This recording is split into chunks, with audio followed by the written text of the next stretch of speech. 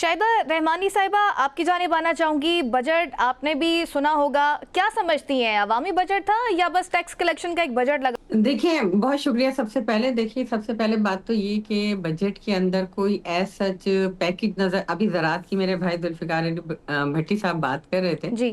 آپ بتائیں کہ ایک طرف کسان جو ہے ایگریکلچر، آپ نے دیکھا کہ اس کو کھاد مہنگی ہے، بیج مہنگی ہے، فرٹیلائزر، اور اس کے علاوہ بجلی مہنگی ہے، اور وہ تمام چیزیں جو کھیتی باڑی میں زراعت میں کام آتی ہیں وہ سب کی سب ان کی قیمتیں بڑھ گئی ہیں. اور اس کے ساتھ ہی جو کلائمیٹ چینج ہے اور اس کے اثرات ہیں وہ بھی فصلوں پر آپ نے دیکھا کہ بہت ہی برے اثرات ہیں اور فصلیں تباہ ہو رہی ہیں. تو حکومت نے کسانوں کے لیے کیا پیکج دیا؟ میں بجٹ میں یہی ڈھونڈ رہی تھی، میں نے کہا شاید اس میں کوئی پیکج نظر آ جائے. اسی طرح بات کی انہوں نے کہ صنعتوں کی. آپ یہ دیکھیں کہ صنعتیں ڈے بائی ڈے جو ہے وہ کم ہوتی جا رہی ہیں، بند ہوتی جا رہی ہیں، صرف اس لیے کہ انرجی کرائسس بھی ہے، اور سیکنڈلی یہ کہ ان کے پرائسز بہت ہائی ہیں.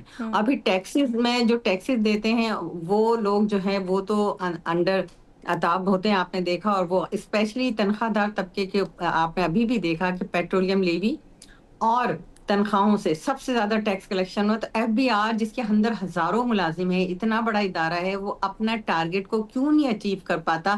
کیوں بلین آف روپیز کا شارٹ فال ہوتا ہے؟ اب جب F B R billion of rupees کا وہاں شارٹ فال ہوتا ہے تو گورنمنٹ کو تو چاہیے کہ پھر ایسے اداروں کو بند کریں جو کہ خزانے پہ بوجھ ہے، یا ان کی کارکردگی کو بہتر بنانے کے لیے کوئی ایسے اقدامات کیا جائیں انقلابی، تاکہ ان کی اب غریب آدمی جو کہ پہلے ہی تنخواہ دار طبقے کے صرف 7% تنخواہ بڑھی ہے، اور آپ مہنگائی دیکھیں کہ کس قدر ہے.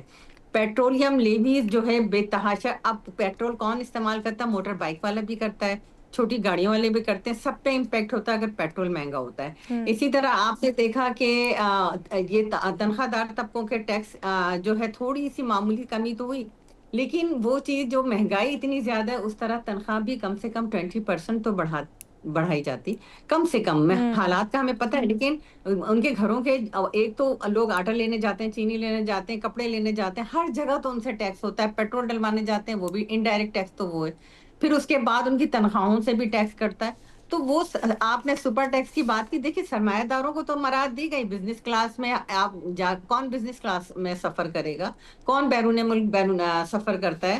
آپ نے چھوٹی گاڑیوں کے اوپر جو ہے وہ ٹیکسز لگا دیے. آپ یہ بتائیں کہ چھوٹی گاڑی تو پھر بھی غریب آدمی لے لیتا ہے، بڑی بڑی گاڑیوں اور یہ جو بالکل آپ نے جس طریقے سے ہم ٹیکسز ختم کیے ہیں وہ تو ایلیٹ کلاس کے لیے کیے نا. اگر آپ نے سپر ٹیکس کا بھی 50 کروڑ سے اوپر والے کے لیے امپیکٹ ہوگا.